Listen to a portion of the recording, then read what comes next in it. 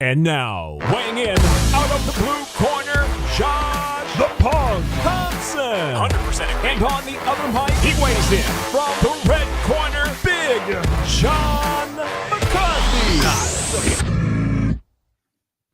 That's right, live. We are live once again. It's the Weighing In podcast with my man Josh Thompson, ready to do battle over all kinds of stuff that's happening. We got to talk about maybe some fights in the past, fights in the future. We're going to get into it everywhere. There's all kinds of people talking about fights that have happened, fights that are going to happen.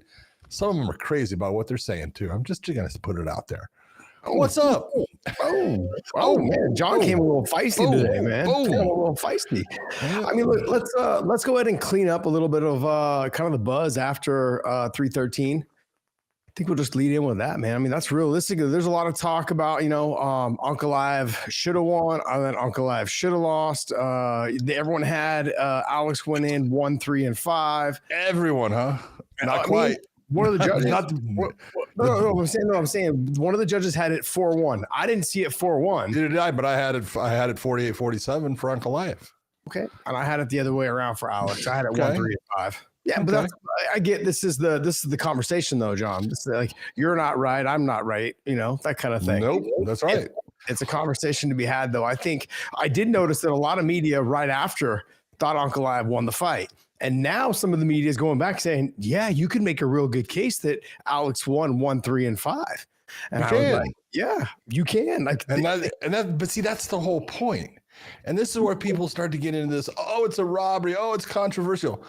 Anytime you have a fight like that where neither guy does, significant damage throughout the rounds or anything like that, and they're close rounds, this is why you were saying, this is the kind of fight I think we should use the half-point system. Mm-hmm. Because it could clarify things more. And you're going to have these fights where if you were rooting for Alex, you thought Alex won. If you were rooting for Ankalaev, you thought Ankalaev won. I wasn't rooting for Ankalaev. I'm being honest. I wanted Poatan to win. But as I looked at it, and I thought that Alex won the first round. I thought it was fairly clear. You could look and say, oh, well, it was close. It was close, but I thought Alex won. It was clear that fucking Ankalaev won the second. The third is probably the closest round, but I went back and watched it, and it was like, no, Ankalaev won that round. You can go back. If you go back and watch it, I can point out why, but, it's hard to do without the film, and I can't put the film here. But, I thought the fifth round, a lot of people gave it to Ankalaev. I thought the fucking Poatan won that round. Yeah. He had the more significant blows. It's not like they had more because you can go off of the knees and stuff at the end. No, but the most significant and the most effective was Poatan in the fifth, but it was a close fight. Yeah, if you guys want to go back and watch it, all you got to do is just complain to ESPN that you tried to buy it and they didn't let you purchase it. It's free now, available, I believe, on ESPN for free. So those of you that paid for it, y'all got fucked. So I got fucked then. You paid early. I did. I saved my $10. That's hilarious. Save $10, spend 80 though. Oh man. Yeah, the argument I guess to be had was just the holding against the fence. I saw some arguments about, hey, there has to be an actual rule on are we breaking them up? Are we not breaking them up? Are we letting them fight out? Are we not? And there was literally, I saw today, some media talking, going hey, we need to know as fans, are we allowing them just to stay against them? Because the refs are so indecisive on what they're going to do. Because we just talked about this off air. We don't rate it. We don't write it in the rules because it comes down to the situation and the circumstances of every fight is different. Am I correct? You are correct. And look, if I have you press against the fence, literally, we know it's a 2-2 round. In the fifth round, there should have been separation. I think there should have been separation more in the fifth round because it was just holding against the wall, nothing going on, neither one really doing strikes. It was a very boring fifth round, and that's why I think there was a couple good strikes landed, but I gave the fifth to Poatan. The thing is when you look at that round, I mean, holding someone against the wall, is that considered winning the round? No. I mean, because you're really just in a neutral position. I'm just deciding to take her out and leaning against the fence. Well, look, the first thing, everyone can look in the rules and try to interpret them the way they want. But what is the rule for what you're looking at is the number one criteria is damage. who is the one that's damaging. Now, in that entire fight, you can't sit there and say there was a lot of damage on either side. There was moments where Ankalaev hit Alex with good shots. You saw it had an effect. So that's the damage that you're looking for to say, this is why I'm going to go with him in the round. There was moments when Alex hit, Magomedov with better shots and was more effective. And that's why, I would say you want to go with him. But it's one of those fights where you didn't have those telling. You can really just tell who's taking over in the fight, because they both had moments where they were controlling the fight. But control is the last thing judges are looking. They're looking for the effectiveness of what's going on. And in the whole thing, Josh, you can sit there and say whatever they want about, what you're looking for. But as the referee, which was Mark Goddard, he's trying to give Ankalaev the ability to fight the fight that he is deciding to go with. And that is, at certain moments, he's deciding, I want to try to take him down to the ground. And the people that complain about that, it's like, really, do you think it's so fucking easy to take a guy down to the ground in MMA nowadays when, it just doesn't happen off of a foot sweep? Like, Alex got beautiful foot sweeps a couple of times, but they were at the end of the round, when it didn't really count. You got to look and say, this is not an easy thing for you to do.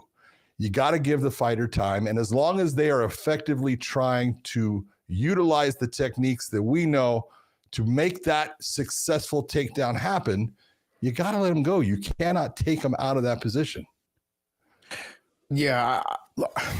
Look, I really believe in the 5th round in a title fight, the main event, all of these circumstances should play a factor on whether I break you against the fence or not. In many officials' minds, it does. I will tell you, you can take a look at Herb Dean. Herb will give you a lot of leeway in the beginning of a fight.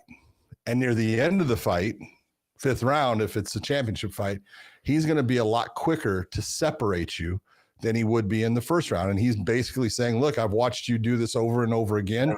You keep on trying the same techniques, but you're not successful with them. So if you're not successful with them at this point, I'm not going to just let you hang out there on the fence and let the clock run down. I'm going to separate you.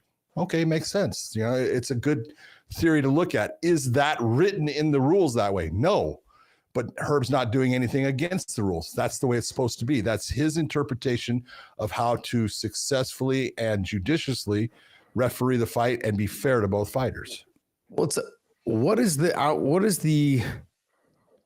are you looking to do as a referee? You're looking to keep the fight moving. You're looking to keep the action going. Like, if someone is not doing something and the other person is just obliging them or whatever, then you need to change the circumstances somehow without intervening too much. Sometimes you can't change the circumstances. I know what you're saying, but sometimes you can't. The fighters are going to do what they're going to do. Yeah, there's times where you've seen them, he's separated them against the fence, and they end up right back against the fence. 2 seconds later. You're like, okay, guys, what are we doing? Okay, break you again, back to the fence again. I understand that, but I get this feeling that I think people want, they want it to be clear cut. Sure they do. That, hey, this is black and this is white and this is how it should be. And it's just, fighting's not that way. Sports are not that way. That's it. Yeah. Oh, you broke the rules. You should automatically take a point. That doesn't work, you guys. It will not work. I mean, like I said on Sunday, you're opening Pandora's box when you start taking a point for every single thing. The scores will be just ridiculous. The action in the fight, you think watching 2 guys just lay against the fence is fucking boring. These guys will start, you'll start seeing fighters flop. Oh, I got kicked in the will. You'll start seeing flopping in the sport. Oh, yes, you will. It'll be basketball and soccer in no time. Absolutely. And this is the whole thing when you're trying to explain this to people, they just don't get it, because you're sitting there and you're trying to say, you want the referee to be more involved? That's what you want? You think that's going to make you happy? It's not. No, yeah, it's not. And we've seen the sad part is, the eye poke the week before, and then obviously in this fight with just the action, I guess, you want to try to keep the refs out of. You don't want the ref having anything to do with how the outcome of the fight is figured out. That's what you don't want. And so, look, I think, look, it doesn't matter to me. who won. Like you were leaning towards Poatan. And I look, there was fights, I guess, available that I would like to have seen. Maybe the John Jones fight, maybe the Aspinall fight, whatever it was. I understand. I do get it. There's a lot of money on the line. Also, too, there's a lot of interest in that. I mean, Poatan's been fighting 5 times in 12 months, somewhere around there. I mean, which is great. And look, and he even said, after this fight, I'm going to go home. I'm going to heal up my body. I'm going to take some time to myself, and just get rejuvenated. All the traveling to going to Australia for Sean, they come, traveling and training other places.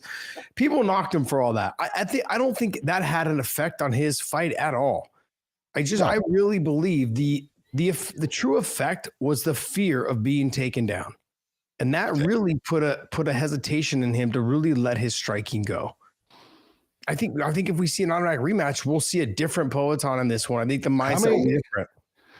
If you think about it and you go back, all right, and just take a look at his fights, all right, that he's had. You got the Sean Strickland fight. Let's go from there. All right. So you got Sean Strickland, who he fights. Was he going forward or backwards in the Sean Strickland fight?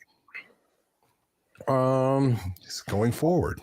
He actually had Sean backing up, which is something that limits Sean's abilities, limits his offense. That's what you're looking for. But he was actually pushing him back. Okay. So you have that fight there. Then he goes and he fights Israel Adesanya the first time. He was at times allowing Israel to kind of push him back, but he took over, especially in the 5th round when he wins that and he's pushing forward. He's effective. He fights Israel the second time. He was definitely pushing forward and he had hurt Israel and then got caught and he gets beat. But every time that he fights going backwards, there was moments in the Blachowicz fight. He had problems because Jan pushed him backwards. And those are the times when he was losing the fight. Then there was times that he actually pushed forward and he's winning the fight. You look at the Yuri fights, he fights Yuri, he goes forward, he does well. He fights, Jamal Hill, who's going forward. He is. He fights Yuri again, who's going forward. He is. Khalil Roundtree doing pretty well against him. He turns it around after about the 2nd round and then he gets after him and he wins that. He's got to be in that position that he is going forward. That's the biggest difference. He is a forward pressure fighter. When Ankalaev made the decision, I am not going to allow you to push me. I'm going to push you. It made a huge difference in that fight. Yeah, you're true. It's true. Dave, you got something for us, too. I guess Brendan Schaub had some words about the female fight. Yeah, so he put something out talking about that being the worst fight on the card. So I just wanted to kind of go through it with you guys and it might have been and get you guys' take on it. It's one of those comments. It's one of those things where you either love it or you hate it. So I'll let you guys digest in your own way. So he says, second fight of the night is Amanda Lemos, but it is the worst fight in UFC history. Whoever thought to put her and her opponent on a main card in a UFC pay-per-view? It is such a low-level skill-wise fighting. I don't know if it's a DEI hire here. I don't know what's going on, but Dana McMahon, love you guys, but fucking stop it because I paid $80. When you display that, it hurts your brand. You cannot sit there and tell me Amanda Lemos and how do you say her name? Lucindo. Yeah. Are 2 of the best fighters you have to offer. Yeah. And you're asking the public to pay money for it. You're taking advantage of your fan base and especially the hardcores. Your effing is over. When you have UFC 313 card headline by your biggest star in the main card, you put a watered down fight of 2 non-skilled people. Well, now you're just taking advantage of the fan base. You're just assuming that the brand is bigger than anything. You can keep shoving this crap down our face. There's no way you can there is no way on F you can sit there and tell me that those are the 2 most technical and talented fighter, whether it's man or woman, pound for pound, skill for skill. You cannot sit there and tell me they deserve placement on a UFC pay-per-view that I had to buy. There's no way, dude. There's no effing way. You got to stop that. When it comes down to pay-per-view and you're asking the public's money, you're asking for the public's money during the current climate we're in with inflation, eggs are $8 and you're going to give me this fight matchup of these 2 non-skilled effing strawweights in the main card, you're out of your mind. Not to mention I couldn't buy the pay-per-view, so I had to watch it other ways. Geez, I wonder why so many people are illegally streaming your crap, because this is what you're providing.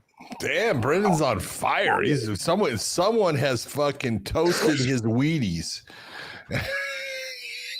I mean, but John, let's be honest. $80 is a lot of money. Yeah. And for people like you and I, where you buy, everyone, it's $1,200 a year or whatever it is. It's $12,000, whatever it is. $12,000 a year. It's $1,100, $10,000. It's $1,000. So whatever. There's got to be a better product though.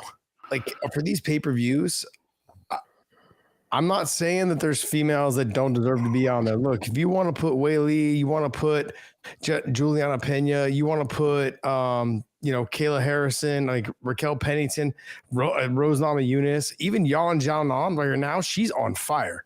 Yep. Like there's female fighters I want to see be on these pay-per-view cards. I mean, I can go down like Tatiana Suarez. I know she didn't have a good performance her last fight, but look, she's been finishing people. She's been getting the job done. That's what I want to see. Macy Barber on that list as well. I mean, Jessica Andrade. There's females, Tracy Cortez. There's females on there that I want to see on the main event, on the main card. Yeah, but okay. This is one of those fights, John. Look I'll admit to you this. The fight was not good. Is it one of the worst fights, I've ever seen? No. Okay. There's been guys that have had way worse fights than that one. Okay. At least, you can look. Were those fights on pay-per-view? Oh yes. Okay. But were those fights? Hold on. Let's go to a classic of just incredible performance by both. And I love both guys. Francis Ngannou fought Derek Lewis. Yeah. Okay. Do you remember that one? Yeah. Okay. That was won by breathing on each other. Okay. Yeah. I mean, there was no action.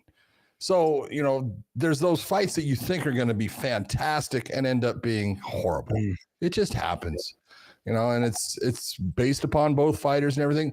This fight, I look at it and you can sit there and say what you want. What was the UFC looking at? I think they were looking at if Lucindo could get a win against Lemos, she would have then been on a 5-fight win streak, maybe 6-fight win streak in the UFC. And she would be put into that position of being up against, Xiaonan and being possibly in a position to, one fight away, maybe, or even possible to fight Weili. I understand the way they were looking at it. So they're trying to, put her out there, give her, the exposure and let people see her. And she, hopefully she has a really good performance. And she didn't. She had a really bad performance, and it's because she's a young fighter. Yeah. And it happens. Pressure, pressure creates either diamonds or it crushes rocks. Okay. And it's part of the evolution of a fighter to learn how to deal with that pressure and to do these things in a way that they don't implode under them. She's 23 years of age. Yeah, I was going to hit on that. That's exactly what they're looking for. They were looking to try and get a young person to get up to that title shot. Bingo. As soon as possible. Start trying to make a name for a young champion, potential young champion. Exactly. And even if, I look and I do believe they were thinking she's got a good chance of beating Lemos. And with that, even if she loses in the championship fight, they don't care because she's so young. She's gonna rebound and rebuild herself back up. And now people have seen her there. So there is a system behind the madness of putting that fight together and putting it on the main card. Also, the other thing is, look, this card lost quite a few fights, 3 fights. Yeah, and so you didn't have that much there to play with. And so I understand why they put her in that position to sit there and say, I love Brendan. He's great, but he's being a little harsh. Yeah. I know. I understand where he's coming from though, because a lot of people are getting kind of frustrated with the top heavy cards. And obviously cards like this weekend are just not, the follow-up cards suck. It's like I said, they're really heavy in terms of the dogs, like in terms of they're mismatches. So you end up with either highlight reel knockouts, which makes the fans walking away going, hey man, that was a great card. Sometimes you're going to see a bunch of knockouts. And then if you don't see a bunch of knockouts, you see upsets. Like, oh, this person's heavily favored. Now this person got a win. What a huge upset they had over this. Now that's another talking point for the UFC. So they either get highlight reel knockouts that they can display, for that fighter for years to come, or they get upsets and they can talk about the upset and call it an upset the next time that person fights. So they're working it from two angles. Look, they're the best in the business at promoting fighters. And I just did a video the other day talking about how they have star problems, the UFC does, which they do a little bit. Alex just lost. I mean, but like they don't have a Conor, they don't have a Habib, they don't have a GSP, they don't have a BJ Penn. They're lacking. Alex was kind of the one, and then he just lost in kind of a lackluster fight. Let's be honest. Yeah, it was. He just lost. But to be honest, I mean, we all knew this was going to be his toughest task, and it was a close fight. So I'm not gonna say that they have a star problem. He's still a star. Now whether Ankalaev can raise himself up now after a win and become the champion, I mean, it makes you 20% better, right? After you win the title, you should be feeling like you're the man now. You should be feeling like all my goals are accomplished, and now all I have to do is just defend my title. Can he continue to do it? I think what people have a hard time with, though, John, is they're looking at this whole situation and going, there was fights on the prelims that we could have bumped up to the main card. If you put that fight down below, then I would have rather have seen that fight. Like, you just put that fight on the prelims, and because look, if your name, honestly, like if your name is not Whaley, your name is not Shevchenko, your name is not, Rose Namajunas, things that have name, the females that have worked their ass off and been in the sport for a while and name value, there's not a lot of them right now that are at the top that can command pay-per-view. And the ones that I'm listing off are the kind of the ones like Macy Barber, I put her right on the edge, but I'm saying the way she fights, I love the way she fights. The way she fights is the reason why I'm putting her there. You're not going to get the fight you just saw with Macy Barber. You have to know you have to know the style of your fighter. You have to know what they're capable of. Now, Lemos is normally that way, but look, when she can control the young buck or the young girl, I don't know how you call it for females. What do you call it? It's not young buck, but the young buck S. Yeah, whatever it is. But if you can control that fighter and do what she did, and that's exactly what she did. I'm not going to knock her for it. I'm going to simply say that there's fighters in there that almost every single time what you're going to get in the female weight classes. And so those ones are the ones that continue to make it to the pay-per-views and should make it to the pay-per-views. In this situation, it wasn't the case. You're absolutely right. And you bring up Macy Barber, but I can go back and remember when Macy Barber was hot. As far as, she was undefeated, I believe, at the time, and everyone was talking about her and stuff. Mm-hmm. She ran into this old fighter named Roxanne Modafferi. And I believe that was on the main card. And she got beat. Mm-hmm. And this is what happens to young fighters. And Macy became better because of that fight. You look at her now, she's a much better fighter today than she was back then. And part of it was because she learned something, in that fight. She learned about, not being able to change what's going on and figuring out how to go to plan B. And these are the things that happen. It's always easy to have hindsight. Hindsight's 50-50 according to you, but I say it's 20-20. Okay, so when you have that hindsight, it's easy to say, okay, that fight sucked, and so it should have been put down. You don't know it's going to suck when you're putting it out there. You're thinking, this is actually going to be a really good fight. This is going to be competitive. And Amanda Lemos was able to make a good young fighter look lost in the fight, make it a slow fight, which made it kind of boring. But that was her way of winning the fight, and it was understandable that it ended up being that way. And now that I'm not going to put them back together. It just wasn't an entertaining fight. But at the time, the matchmakers are putting that together. They're thinking this is going to be a damn good fight. Just didn't happen. Yeah, a little too much, too fast for the young female. Do you know of any matchmaker that has put together a fight purposely saying, I think this is going to be a shit fight. Can't wait to see it. Come on. It doesn't happen. No, they try their hardest. Look, I think they had great intentions with putting it together. They expected Lucinda to ball out and fight a better fight. I would tell you, first off, Mick Maynard knows what he's doing. Sean Shelby knows what he's doing. They've been doing it for a long time. Rich Chow was one of my favorite matchmakers and put together some great fucking fights. But he wasn't 100%. He can't be. It's impossible. No, there was times I remember walking in the back some fights. He'd be like, "Fuck." He's like on paper, man. That thing. He's like on paper. That thing I look at him and go, "Hey, do you know who put that fucking fight together?" Right? Like, yeah. He's look at me and go, "Fuck you." He's like, I had it in my mind. It was gonna be this great fight. On paper, it was this great fight. He's like, and then I got them in the cage. He's like, and shit. Yeah, it was a dud.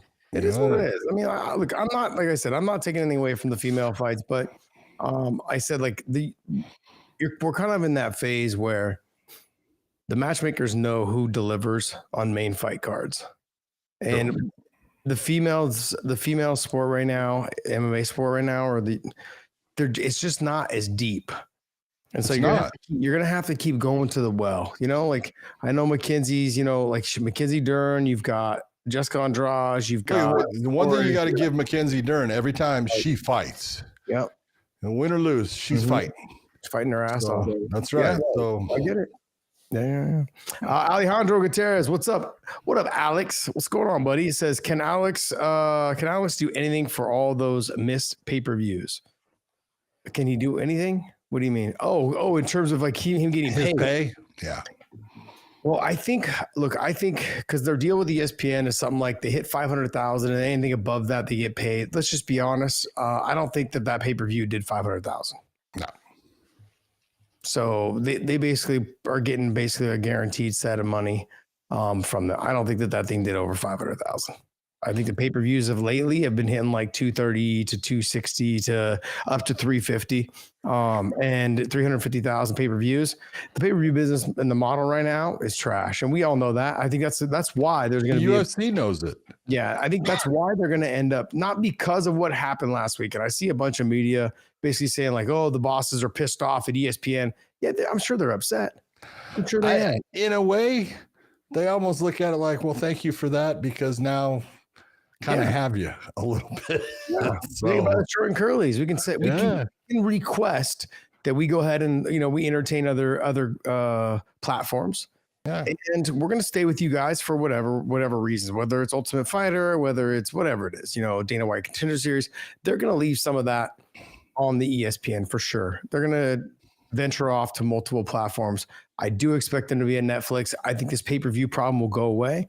We'll stop having to pay $80 a pay-per-view, but I do think Netflix is going to probably hit like a $29.99 a month kind of situation to help pay for it, and I wouldn't be surprised if they have something else lined up, for the Dana White boxing stuff, whether it's, I don't know if it's going to get into Netflix. They may do a couple one-offs to get it going, but they've cornered the market, John. They're cornering the market right now. And WWE, which I'm sure Dave just sits at home and just watches all the time. Oh, drooling too. Yeah, and then just drooling. He's looking at a bunch of oiled up, fucking muscled men, just drooling. They're gonna be shaking his head. Yeah. Oh man, but that's the deal. I think they're gonna end up on Netflix.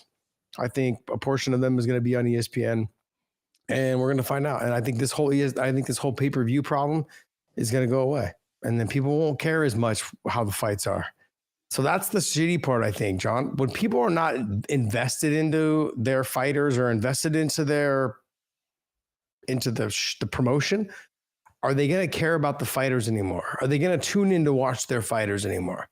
Or will it turn to boxing because they can just tune in anytime they want? It's only if there's one thing, and here's the grand difference between the boxing model and the UFC's model. I've said it for back when we were working at Bellator, I said, people would say that we were, downplaying the UFC, and I go, you're nuts. I love the UFC. And I'm telling you right now, the UFC has to be that number one. They have to carry the weight. They do a lot of things behind the scenes that are important for the sport. They have to be in that position. And it would be terrible for the sport if they weren't, because the other promotions weren't doing it. They're not going to carry things the same way. But you're looking and saying, with everything that is going on right now in the sport, and the whole thing with the pay-per-view and stuff, if I had to pay $29 a month to Netflix, that's less than the damn $69 I pay getting my $10 off per month for a fucking pay-per-view. And sometimes I got to pay twice for a pay-per-view, because some months you get the one at the end of the month, one at the beginning of the month. It's all the same. It's I just look at it and it's like, they know what they're doing. They're the best at it. And if I can get fights, I look at it and say, people buy the UFC because they know they're going to get a quality card. And this is what I was saying about, the difference between the boxing model. Boxing is you're getting 2 to 3 good matchups, quality fights on a card. The rest of them, they know who's going to win. Trust me. It's a 95% guy in the fucking red corner is going to win that fight. All right. You get the 3 fights that are good matchups. The UFC, for the most part, when you take a look at the cards and what they're putting out, and this is like 13 fights a show, basically. Yeah, there was 10 on the last one, but they try to do 13 fights per. Man, to sit there and say, guarantee you this is the fighters that are going to win throughout. It's not easy to do because they put on quality fights. They put on quality prelims, and people expect those quality prelims. Now they expect them. If you put on shit fights in the prelims, people are going to be pissed. Well, John, there's also more ways to win. So our sport is just different than boxing, right? Like, true. It's a lot more difficult to get knockouts in boxing because there's only 2 ways. Yes, yeah. Hit him to the body, hit him to the head. I mean, that's pretty much unless the opponent like dislocates his shoulder or something like along those lines. Yeah, I see the direction of the sport, and they're doing so many shows. It's getting a little watered down. I think the best thing to do is to take it to Netflix. Offer this not free, but offer a price for every show you guys have. It's a flat rate monthly, so the fans know what they're getting. And I've said this before, and I said this last weekend. I think they're going to run with the WWE model. It's like, Jade, you would know this. Is it what? Is it 2 big pay-per-views a year is what the WWE does? The WrestleMania and they do one every month. Yeah, they do WrestleMania and SummerSlam, which are the two nighters, but they do like a pay-per-view every month. But it's not pay-per-view. They've changed the name from pay-per-view to premium live event now because they don't charge for it. That's because they got their own channel, basically. Yeah. Peacock. Yeah. Okay. Which, look, you can see the UFC going into that same model. They already have Fight Pass. Yeah. And I know, you can sit there and say a lot about Fight Pass, but if you're into a variety of sports, combat sports, it's a good thing to have. Yeah. If they ended up, charging you more, and then you got all of the basic, numbered UFCs, which are your pay-per-view events, would you pay for it? Yeah. Make it $29. Okay, great. Yeah. No, they're doing a good job. Look, they're going to continue to do a good job. They're going to continue to corner the market in the combat sports industry. Slap fights. They're working into grappling tournaments now. Jiu-jitsu. They're working with some of the best grapplers in the world. I mean, they're really kind of locking it in right now. Oh yeah. So that's where they're making the push. M Machado, hey man, thanks for being a member. Cheers to the only MMA podcast I listen to. Ariel sucks, and I don't like Luke Thomas's voice. Man, how could you not like Luke? I wish I had Luke Thomas's voice. He's got one of those voices, it's like a true media voice. It's a media voice. It's one of those. When you take a look at the way he talks. Yeah. But you know what though? He's got. He has grown on me over the years. Yeah. A little bit, I know that him and I don't really agree politically, but it's, it is what it is. We don't have to agree. No. I can still appreciate his knowledge and the things that he says, in that avenue of his direction of what he does. Yeah. I like his stuff. Him, BC's a cool guy too. I work with BC on the Brian Campbell's a funny guy. Yeah. I worked with BC with, for the Diaz, Masvidal fight. Just a great guy, man. We went and had tacos in LA. It was fucking dope.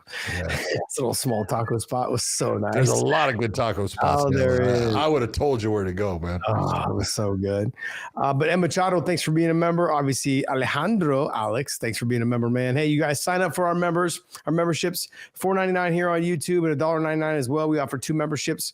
One that gives you the ability to win packages that we can get sent out to you guys. So it's $4.99 for that one and $1.99 for the others. But hey, guys, we want to thank you guys so much for continuing to support our podcast. And let's go ahead and break down the UFC fight night. What I know it's not 254. It's UFC fight night. What?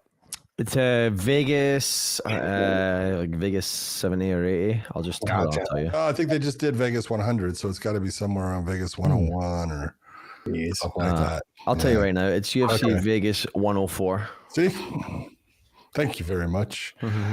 Look at you got Marvin Vettori. Instead of fighting in a casino against Brendan Allen, he's going to be in the cage against Roman Dolidze. You're not going to have your ringside seat. I'm sorry, Josh, that you don't get to be ringside for this one, but it's actually this is a good. If you're going to talk about middleweights, this is a good middleweight matchup with two really good fighters. Well, they've already fought. This is a part 2. Yeah. Yeah, and they fought 2 fights ago, I believe, for Vettori or Dolidze, for both of them, I think. Both of them 2 fights ago. Vettori came out on top. I think in this fight, it depends, John. Well, okay, tell me, when you take a look at it, the first one was a decision. Mm-hmm. But what was it that Dolidze did that you could sit there and say, well, yeah, he really had him in trouble in this fight? Or what was it that you're going to say, okay, I see where he can now get the win? He's going to have to get a takedown. Bingo. He's going to have to be on top. He's going to have to bully Vettori around. The thing that this is where I'm at on this, though, is Vettori's he hasn't been a very active fighter. No, not lately. Yeah, not lately. Yeah. And so I feel like, look, Dolidze's had a couple more fights. He just seems to be a little bit busier. Maybe it's just because I remember his name a little bit more. Marvin Vettori didn't have a fight in 2024. Yeah, he did at the Hollywood Casino. Against Brendan Allen. I got video footage of me right there watching it. It was in the back of my head as I was watching. It was hilarious. I just think that there was an opportunity for Vettori to fight other fighters in the 185-pound division. He chose not to fight. So he's taking this fight. I mean, what does that tell you? First, you've been inactive. You didn't have a fight in 2024. Maybe there was injuries. Maybe there was some other personal issues, whatever it is. You come back, and the guy that you decide to fight is the guy you've already beaten. Yep. So that tells me something that you felt like, okay, look, this is a good way for me to get another win, get back. And get back. To me, that's somebody who's questioning himself right now. Why would you not fight somebody else that was coming up in the 185-pound division and have that opportunity to fight somebody? Like, he could have fought, who was it that I just saw? I mean, I'm sure the Chimaev fight was probably available to him. Look at Brendan Allen and Hernandez just fought. Why didn't you fight Brendan Allen? He was scheduled to fight Brendan Allen back in 2024. I don't know what show it was, but I remember he was scheduled and that thing fell out. Mm-hmm. But then Brendan Allen just fought a couple weeks ago. Yeah. And Vettori's fighting Dolidze now. You could have made that fight. Could have made that fight happen. You guys fought a casino. You guys should have made the fight happen. I mean, you would think, right? Like, you would think. There's something there. There's something there. Look, to me, something's not right, I think, with Vettori right now. Whether he's questioning himself, whether camp's right, whether his coach, whatever it is, something's going on. It doesn't seem like, I don't know if he's got one foot out the door. I don't see if he's like leaning towards retirement. I don't know what it is. But Dolidze seems like he's all in right now. And I mean, I know that when I'm looking at these odds right here with BetUS, I'm simply going to say, like, they've got Vettori as a -165. Dolidze is a +138. I mean, do you think that's warranted? Or is that just based off of the last fight? I think a lot of it is based off of the last fight. I think a lot of it is based upon the Dolidze is not super fluid in the stand-up. He needs to get the fight to the ground, and Marvin Vettori is not someone who's easy to take to the ground. He's a decent grappler himself as far as his wrestling is not bad. He's made it damn good as far as his ability to keep himself on his feet when he wants. So I look at it and it makes sense to say that, Dolidze has not done anything recently where you're looking at him. He's had some good wins, and that's one of the things I'll give him, that he's had a couple of good wins after having multiple losses, one being to Vettori and the other one being to Imavov. Yeah. But his fight against Anthony Smith, he moved up in weight to light heavyweight, and he got a win there. Okay, well, Anthony at one time, that's a title contender, that's a good win. And then he beat Kevin Holland. Kevin had to pull out because he got injured or something in that. I don't remember what it was, but I mean, it's 2 solid wins in a row, so he's feeling pretty good about it. But I look and I go, there's nothing that he's done in either one of those, other than he was in the stand up with Anthony for a while, but he was able to take the fight to the ground, and that's where he did most of his work, and he's good on the ground, especially when he's in the top position. But he's gonna have a hard time getting there.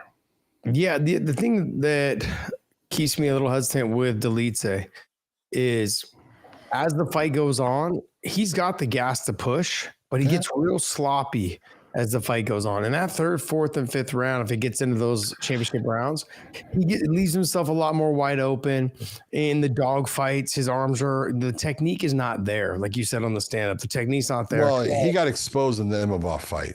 Mm-hmm. It was clear that a good technical stand-up fighter like Imavov was able to just pick him apart and make it look bad for him. You know, I'm sure he's worked on that, but Vettori is a guy Vettori is just that solid grinder. He grinds, and he's had good fights against really good fighters. He had a great first fight against Israel Adesanya. You know, it was close. They said it was a split. I thought the Adesanya won, 2 rounds, but then he comes back and he fights for the title against him. And he was able to go the distance. Vettori is not that guy. He's not spectacular as far as flashy or anything, anywhere. But he's had some really good wins, and at times when the opponent was actually kind of riding a high too. So he's a tough fighter. No, I agree. I think if this fight gets into that late third, into the fourth and the fifth, it's not that Vettori does anything spectacular. Vettori doesn't have great stand-up. No, it's just okay. Basic. And his wrestling is not great either. His being on top and his control is decent. The thing is, though, if he is able to get into that late third and fourth, fifth round, I could look to see him really start just try to put too much pressure. He knows how to get deep into the later rounds and just try to smother you to death, try to take you to the deep water and drown you. I could see that happening with Vettori over Dolidze, but I think Dolidze is going to have to make Vettori respect him early in this fight if he's going to keep him off of him in the third, fourth, and fifth round. Yeah, I agree. Tough task though. But I mean, John, so you're saying you agree with those odds? I do agree with those odds. Right now it would be hard for me to say that I'm going to put Dolidze as the favorite against a guy who has beaten him. And, there's holes that you can look at in his game that don't match up well against Vettori. Yeah. If you were to pick somebody to win by knockout or submission, which one? Oh man. If I was going to pick someone to win by submission, I would actually go with Dolidze. If I was going to pick someone to win by knockout, it'd be Vettori. Oh, wow. Really? Yeah. Okay. Dolidze's stand-up is not clean enough, in my opinion, to get a knockout against a guy who's in somewhere in the top 10 of the middleweight division. Yeah, pretty much the odds have got them going the distance. I think it's at 4.5. It's like a minus 220. You got Vettori winning the decision by plus 105. That should tell you right there. But look, I was actually going to take it the other way. I was going to say if Dolidze he could potentially knock Vettori out, but it'd have to be in the first 2 rounds. That would be it. Outside of that, and you're really trying to take that bet, and that would be a plus 375. So the odds kind of have it in my favor a little bit too, to take Dolidze to win it by knockout, but plus 375. Because if you were to take Vettori by knockout, it's plus 1,000. Oh. So and then if you take submission, it'd be plus 800. So they're looking that this fight's going to go the distance. It's a minus 220 over 4.5. Let's go to the next fight, John. You got Ilisu Zaleski dos Santos. I know they usually don't put the dos Santos in there, but going up against Chidi Njokuani. This is look at Dos Santos does not get the credit he deserves. This guy is a good fucking fighter. He is fucking good. He is solid everywhere. His stand-up, and as the fight goes on, he gets better. He doesn't get tired. He pushes the pace. I love Chidi Njokuani. He's a great, entertaining fighter. He's got great stand-up, but he does tend to fade in fights. And in this fight, he's going to be having to work really hard. He always has a chance because he has beautiful kicks, beautiful knees and elbows. He's a dangerous guy in the stand-up, especially in the first round. But as that first round starts to come to an end, I don't see him having much of a chance of beating Dos Santos if he hasn't gotten him out. Yeah, it really depends on the pace that he tries to set. Like if he allows Chitty just to stand there and stand in front of him and try and pick him apart, and he doesn't get into Chitty's face. He's not that stupid. Oh, no, I understand that, John. Yeah. But I'm simply saying, like, look, all Chitty's got to do is hit him with a good couple shots in the first part of that fight, and it can make him very hesitant the rest of the fight. Now, I do notice as he goes on in the fight, he bites down on the mouthpiece and really tries to smother you and just take control. He's that kind of fighter. He tries to fight you in the phone book against the fence, do work, and throws in an occasional takedown and threats a couple of submissions. He's a very well-rounded fighter. That's where Chitty's going to have a hard time with him. Yeah. Is because, look, just like we saw with Ankalaev and Poatan, is that when I know I can mix it up and make it MMA, it makes world-class strikers. It makes them very hesitant. Am I going to get taken down? Am I going to get wrestled? Are he going to throw a flying knee? Is he going to throw an overhand right? There's too many weapons you have to worry about when you're just one-dimensional. And I look at this situation with Chitty.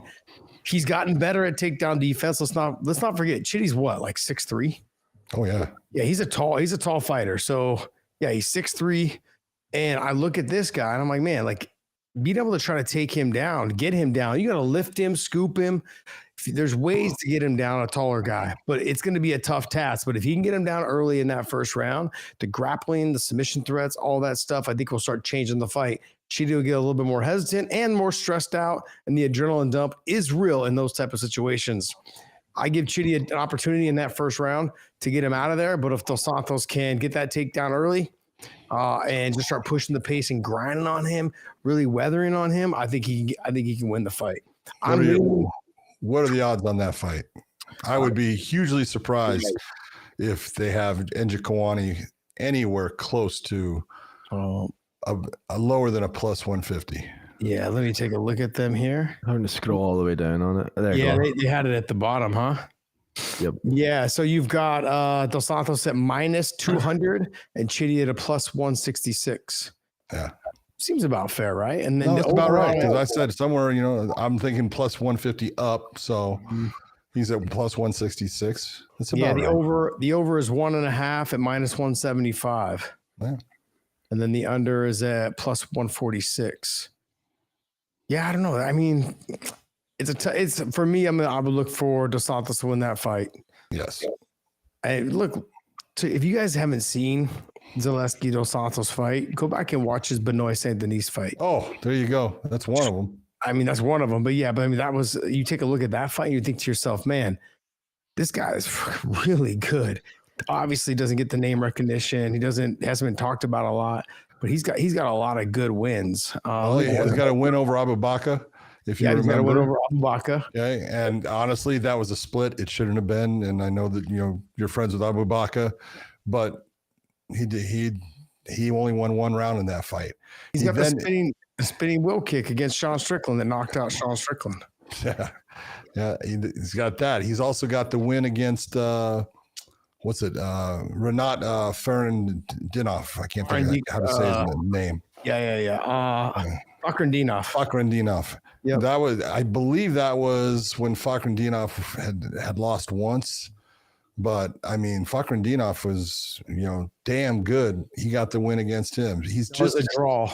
They made it a draw. Was it a draw? Yeah, it was a draw on that fight. Okay. Yeah, I think everyone thought that he won the fight, though. Yeah. If I recall, I didn't think Fakhretdinov won that fight. He got the win over Abu Bakr. He's got the win over Benoit Saint Denis. He's got the win over Curtis Molander. He's got the win over Sean Strickland, Max Griffin, Lyman Good. I mean, he's been around for a while, man. He's got some big wins. So, and look, he's a stud. I was watching some clip of him just yesterday, and he can take it everywhere. He threatens submissions. He can wrestle. He does ground and pound. I mean, like, he puts it all together very well. Yeah. And if you guys, like I said, if you haven't seen the Benoit Saint Denis fight, man, he put a fucking whooping on him. I thought he died. I thought Benoit died in that fight. Yeah. I didn't think he'd ever be the same. Remember you and I talked I did not. About that fight? I thought, man. I thought it was one of those fights that the referee let it go so long, and he took so much damage that he wasn't going to come back and be the same guy. But he's proven himself to be a way tougher than I gave him credit for. Yeah. Next fight. We have, what is it? I'm not going to screw this up. Woo Choi taking on Kevin Vallejos. Sorry about that. What's that? Sorry, I was trying to get his nickname for you just to make it easier. It's all good. Sun Woo Choi taking on Kevin Vallejos. This is one of those fights. Look at, we've seen Woo Choi quite a few times. The guy's got really solid, crisp stand up and everything. But Vallejos is that guy that most people are not going to remember that much. But man, he's good, and he's good everywhere. He's he's got the win in the Contender Series. I know he's got a loss there too. But yeah, you know who his loss is to, right? Jean Silva. Is that? Yeah. How unlucky was he? Yeah. Yeah. There's a guy that fucking proved that. Yeah, he's doing okay in the UFC now. But I look at this. This is going to be an interesting fight based upon right now. I think Vallejos. I watched him in his Contender Series against Cam Teague. He got the win, but it's always, how does a guy do in his first fight in the UFC? Is the pressure going to get to him? Woo Choi's been there for a while, so it's going to be an interesting. Does the pressure get to him? Does he fight a smart fight? Woo Choi he's talented. He's got a really good style. And there's one thing: a lot of these guys from Korea, people don't give them credit for how good they are. It's always the Korean Zombie was the one that everyone believed in. And they got a bunch of fucking tough people, a bunch of really skilled guys and stuff. So I don't know, you can go back and look, and he's got a win against Yusuf Zalal when Zalal was in his first run. So if you get a win against him, you're doing okay. You're a pretty talented guy. So should be a good matchup. Yeah, the thing with Choi, what I've also learned with the Korean fighters is that their defense is shit. Yeah, but they'll bite down. No, they'll bite down. They never move their head offline. Their stand-up is good. They just don't move their head offline. So they take a shot, they deliver a shot, and they take one or two. Then they deliver two shots and take one. I mean, like, they literally just use their fucking heads as a Pez dispenser. They're like just fucking taking it. It's in the head, but they're fun to watch fight. Yeah. I mean, he's fantastic. He stays long with his striking. If he can fight going backwards, he's got power going backwards. He moves forward. He circles on the outside. He's got great lateral movement. He's a fun fighter to watch. I love watching him fight. But I think what you're going to see with his opponent, Vallejos, is that he's just going to come forward. He's going to try to put pressure. He's going to try to get on him. I mean, like, I think he's going to have a pretty good fight. Like, I think I think when you have fought somebody who's having success in the UFC, it kind of helps you realize that, hey, I belong here. True. Like, even before he's even in there, like, look, just don't let the moment get too big, and come in, just do what I would do. And I think he's gonna be able to get it done. So we're going to see big expectations for debuter. That's a lot. Yeah. Fighting Choi. Choi's a tough fight for any of them. He is. So, going to be a fun fight. Yeah. Alexander Hernandez taking on Kurt Holloway. This is one of those ones, man. Hasn't Alexander been trying? I know he was at 155 for a while. Did he try 145 and then he went back to 155 for now one fight or two fights? But this is a fight, when you look at it athletically, speed wise, youth wise, everything is going towards Alexander Hernandez. But Kurt Holloway is that old, tough, grizzled guy that he'll take shots to try to get you to the ground. He does have a definite advantage on the ground against Hernandez. His submission game is good. He'll pull off very nice submissions. He's good off of his back, even though it's not a good place to be. So don't count out Holloway, but I look at Alexander Hernandez being a little too fast, a little too athletic, and putting some hurts on Kurt. I agree with you 100%. I think just the ability to come in there and just lay it down, I think is going to be Alexander Hernandez. Yeah. I think the knock on him is he starts off great. Yeah, he fades. As the fight goes on, he fades. And then you start seeing like the load up, and as you start to fade, you start loading up your punches, your kicks, and then you become one dimensional because you're so tired that you don't want to kick anymore. Now you're just trying to box. You're not really using your knees. You start losing weapons as you start getting tired because it's too much energy to do that. I'm not going to wrestle anymore. Screw that. It's too much energy. fucking throwing head kicks. There's no way I'm doing that because I'm exhausted. So that's what happens. And then Hernandez just ends up being, a straight boxer. And then when that starts happening, the defense isn't there, and there's no other threats of any other thing, any other weapons. Your opponent's able to start picking you apart, and that's where he's running into problems against better fighters. I don't think Kurt Hohenbaugh is a better fighter, though. No, I think Alex can be the better fighters in that card. It's actually a very close matchup on the betting odds. You got Hernandez at minus 215, and you've got Kurt at plus 178. It's a close matchup. Yeah. The last fight we just talked about, John. I mean, just real quick, I want to go back. Vallejos over Choi. Vallejos is a minus 600. Whoa. That shocked me. Yeah, that's. And you've got Choi at a plus 425, John. Well, they were very impressed with his contender fight. Yeah. It was a nice. I think it was a first round victory, but it was good. But I don't know. I'll tell you what. You can take a look at. Who knows? In the end, Choi has been in there against some really good fighters, and he's got more experience, and sometimes that's the difference maker. Very true. Cody Gibson versus Damon Blackshear. Cody Gibson has really done well since his little second round with the Ultimate Fighter and stuff. Coming off of that, he's had some good wins. He's a good wrestler. Damon Blackshear is a good grappler. They're both, very good on the ground. Blackshear's is a little bit more, I want to say flashy, a little bit, faster athletically. But Cody Gibson's one of those grinders. He is tough to deal with in the cage because he just keeps on coming after. Damon, we've seen have some really good wins, some slick submission wins. He's a guy that he's only 29 or 30 years of age, so he's got some time to show himself in the UFC. He's had some good wins, he's had some losses, but he's fought against guys like Mario Batista, who is that's a tough damn fight, and you're looking at him go. He got the last one was his win against Cody Stamann, which you got to be impressed. He got a rear naked choke against him. So on the ground, where Damon's really good, Cody's really good there too. They match up in that area and kind of cancel each other out. So the question is, can Blackshear stay in the stand-up and be athletic and be smart, or does he get into the gunslinging match and the brawl that Cody Gibson, I think, will bring to try to beat him in that? If Damon's smart, he stays to the outside and just utilizes good technique to keep him at range, I think he can get the win. If he gets into the brawl, I don't think he's going to match up well with Cody. Yeah, I would agree. I think the odds got him the same way, though. They got Blackshear as a minus 460, and they got Cody Gibson at a plus 345. Okay. Yeah. I think that's based on they're going to cancel each other out in the grappling. Both are really good there. But I think in the stand-up, you got to look and say, the more athletic guy is Blackshear. And if he can, like I said, keep him in range, he's going to be successful.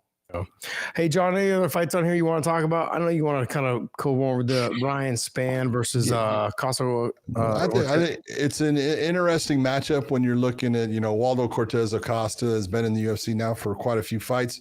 He's only got the one loss. He's a stand-up fighter, and he's a guy that's going to try to knock you out.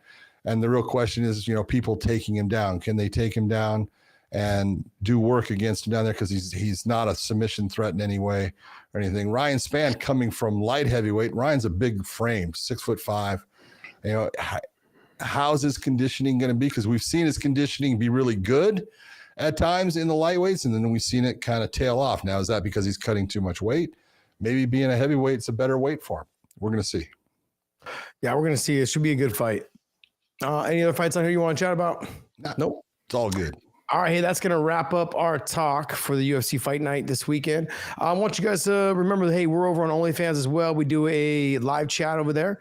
So if you guys can, go ahead and subscribe to us over there. It is free. And join us over there. Look, we do a couple little extra content on that platform. We also do a fan favorite fighter of the month. So just subscribe to us over there. It is free. Like I said, you won't see anything else.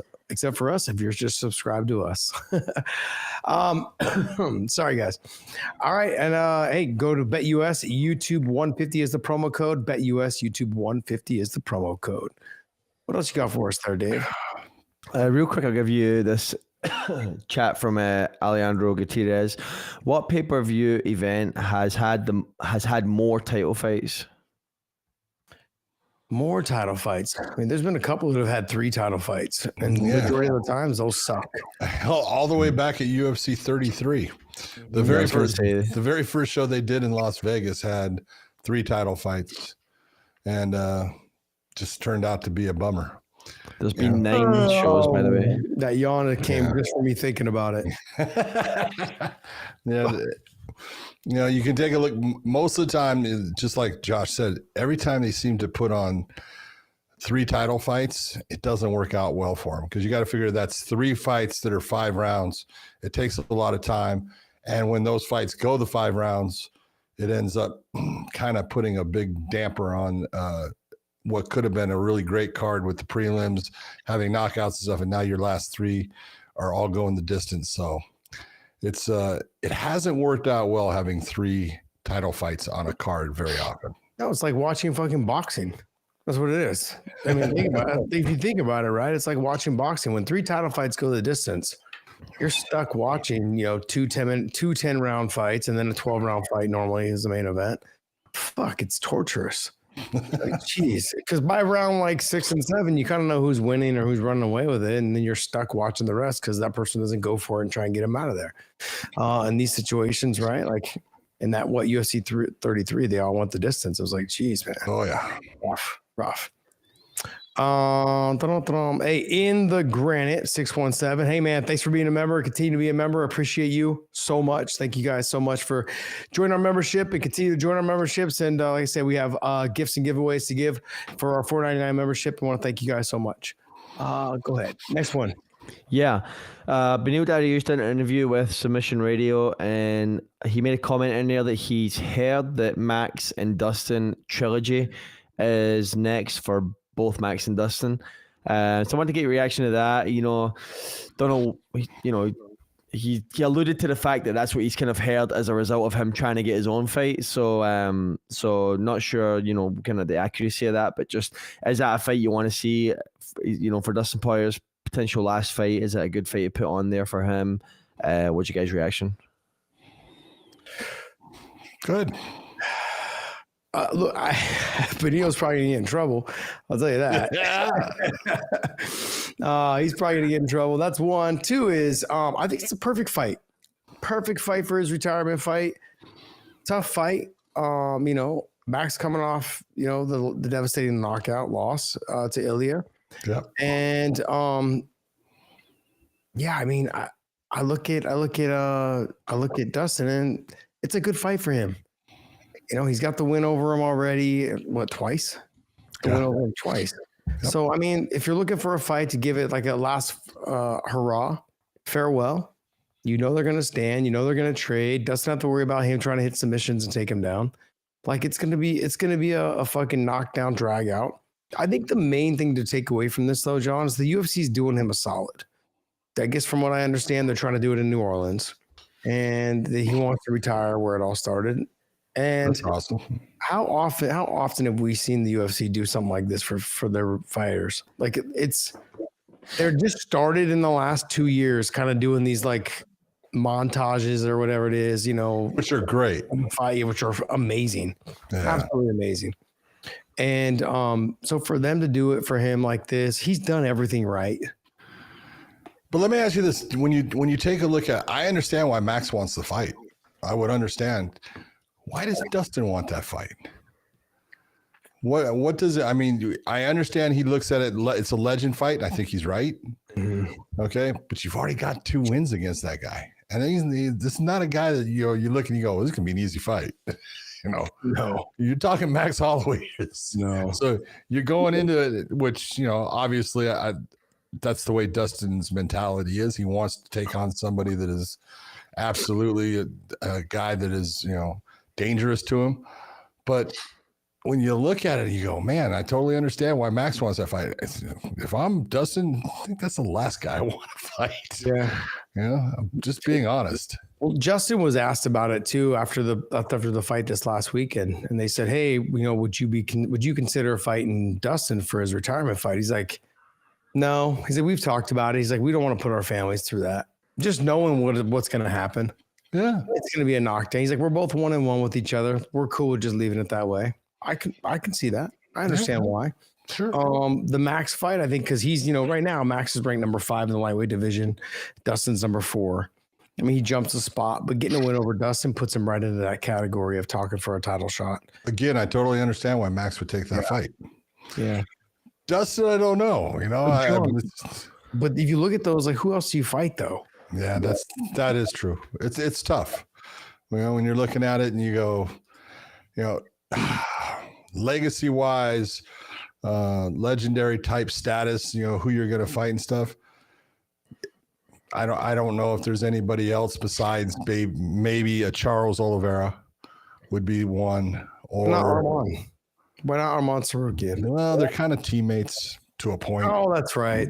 I forgot about the ATT connection. Yeah. Fucking so many fighters out of that gym. Yeah, it's the same as you got him. You got Gamrot. It's another one, so it kind of takes that out of the equation. Moicano, same thing, out of the equation. But I don't know. I just look at it and I go, the only guy that I could see making sense as a legacy fight, besides if you're going to say Max Holloway, would have been Oliveira, because at least Dustin's in a position he lost to him. Mm-hmm. Okay, so I'm going to try to go get that win back. Yeah, just makes sense. Yeah, I was praying every night, getting down on my knees and praying, hoping that the Lord would give us Ilia Poirier and Dustin. Oh yeah, I wanted to see that. I know that Dustin doesn't want to end up his last fight being against a pumped up or a blown up 145 pounder, but I wanted to see that fight. Yeah, but a lot of people can sit there and say the same thing about Max. Yes, Max has gone up to 155, but he went back down to 145, and now he's back up to 155. Yeah, you did say it was a mistake, and we've heard it time after time. Yeah, I'm gonna keep reminding you. Yeah, but I mean, look, whoever Dustin wants to fight, I'm all for, because I think he's earned the right to have that kind of fight, have it in New Orleans, and if he's doing it against Max, he's not taking the easy road. Yeah, he's earned the right to call his own shots. Yep. Yeah, for sure. What else you got for us, Dave? All right, let's look at this next one here. So Dana White had made comments after the UFC 313 pay-per-view show, and about saying Justin Gaethje, he wouldn't rule Justin Gaethje out of a title fight again, even though he's already had it. But Justin Gaethje then puts out a tweet saying, "I won 3 out of my last 4, only losing it in an exhibition fight. I have to fight for the belt. Dana White, I'm ready." So I want to get you guys' thoughts on Justin wants it. Dana didn't rule it out. Could we see it? How do you get him back to the title if you don't want to see it next? Justin's in the same position that Dustin's in. I mean, he's kind of like in that position where the UFC allows him to call his shots because he's a company guy. Not only that, but he fucking fights his ass off. We were just talking about this with the Brendan Schaub and Lucindo and Lemos fight, right? I'm sorry, but when fighters go out there and literally put it all on the line, we talk about, the fighters go out there and put it on the line. They do, but not everyone does it like Dustin and Justin.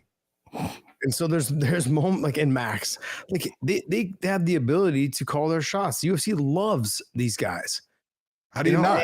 Yeah. How do you not? Exactly. How do you not? They all they do is they do right by the company. They're not out getting in trouble. They're not out fucking off and breaking shit in Vegas. They're not out, pulling guns or getting arrested. They're not doing that stuff and bringing bad shit to the company name.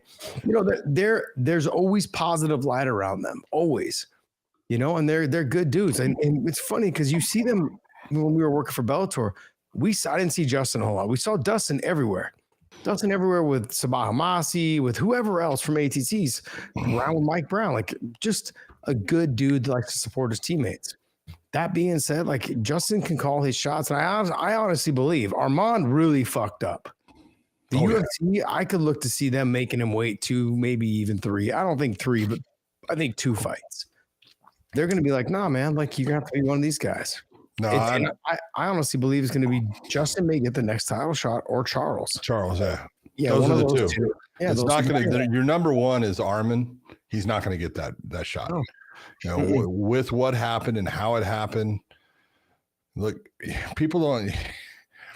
I want you to think about this. You know, the easiest way I can say it. You have this show that you're putting on, and you put millions of dollars in advertising, marketing on this fighter, and talking about how good he is and all these things, and how he's got this chance against the champion and everything like that. And the day before it, he pulls out. You know, he said back issues. Okay, we've heard other things. You know, and you look and you go, do you realize what you just cost that promotion? So yeah, if you're really injured, you're really injured. It is what it is. But if you're in that position of, well, you know, I'd heard he had some problems with weight, and then it just came up where they offered him a fight, and he said, well, yeah, if I can do it at this weight. That's right, yeah. Which is and you're looking, you're going, that kind of fucking leads into you're having a hard time getting down to, and look, I saw pictures of him. I didn't see him, you know, in person, but I saw pictures of him. He was looking fucking just jacked. He was lean. And it's one of those, when you're that lean and that jacked, it's not easy to just drop that weight off. So, you know, he's going to pay the price for a little bit. He's going to have to there's going to be that, you know, you're paying the consequences of the actions. Charles offered him the Justin fight. That's right. And he said, no, can we have it at 160? Yeah. He's like, no, we're not doing that. Yeah.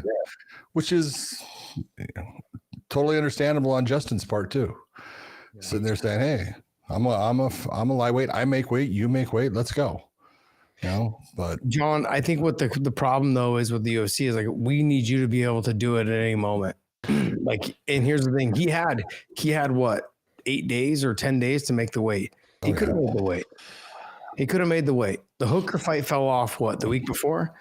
I mean, you either were training or you weren't, doesn't matter. But if you were training a little bit, that's a moment where you should have taken the fight. What happened is he didn't want to lose his number one ranking if he lost to Justin.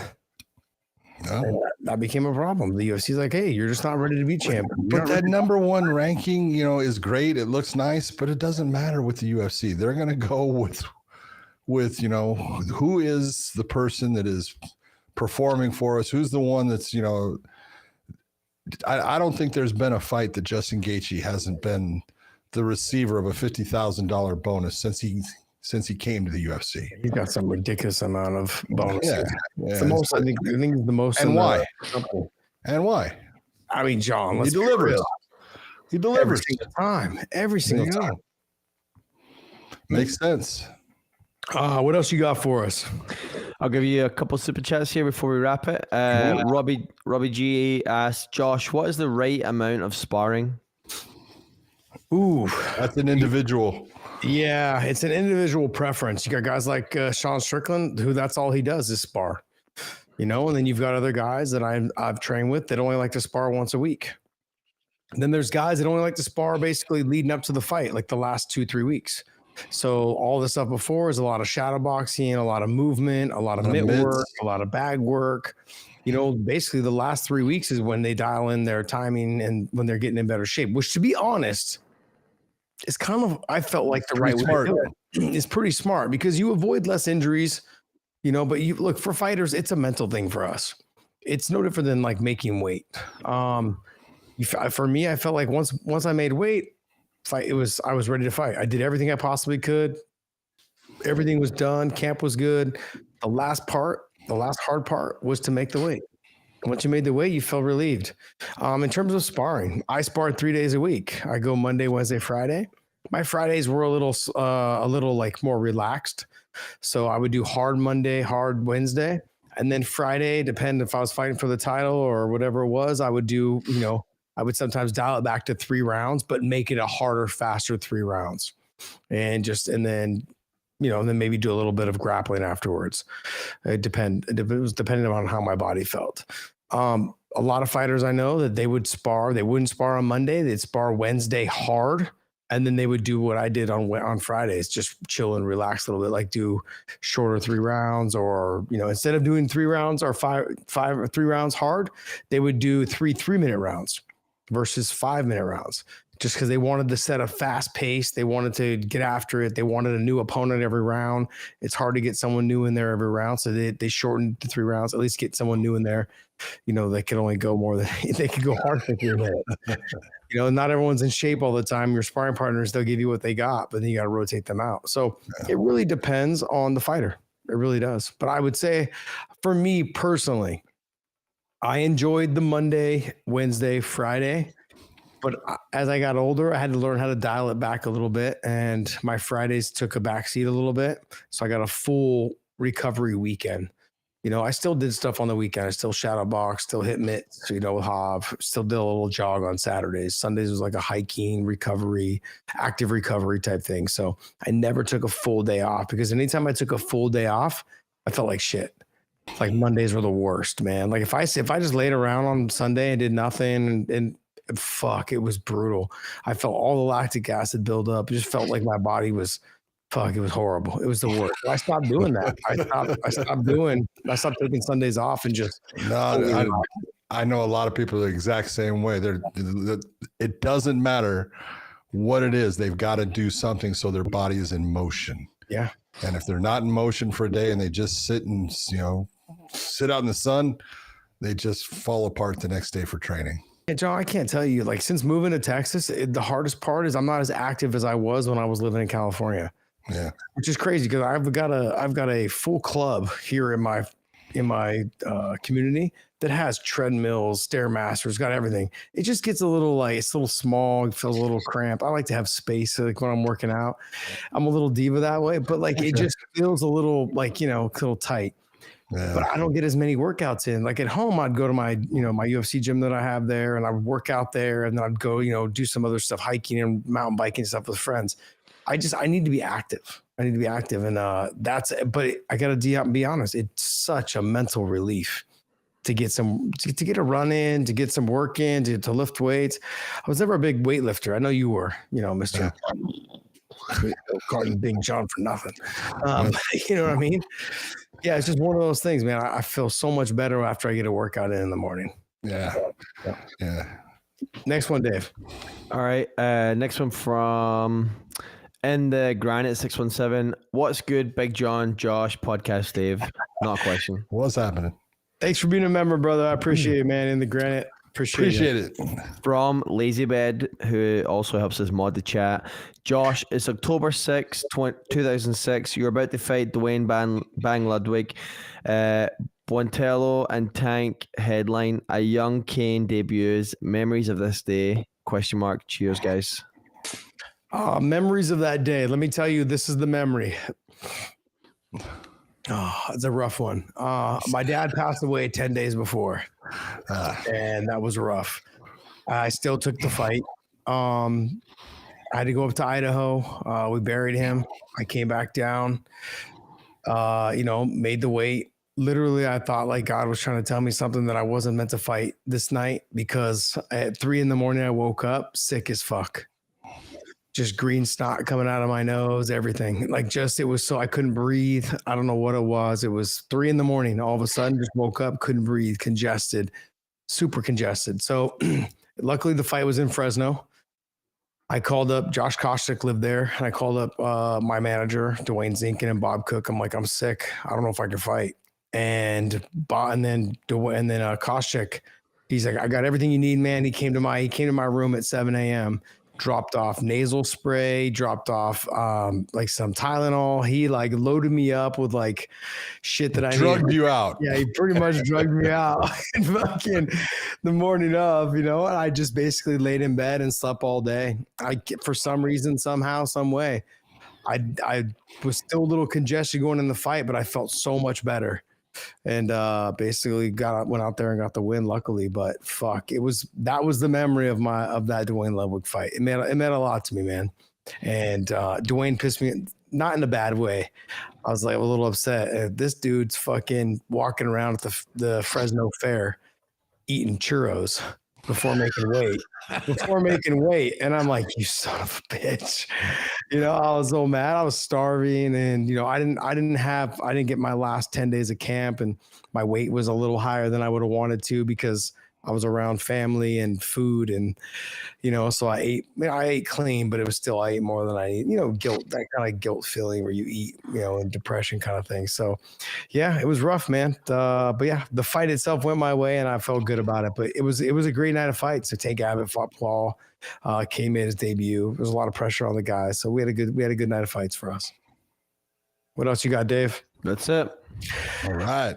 Hey guys, I want to thank you guys so much. Go to WayneIanMerch.com, WayneIanMerch.com, pick up some of our apparel. And hey, just remember, go to BetUS.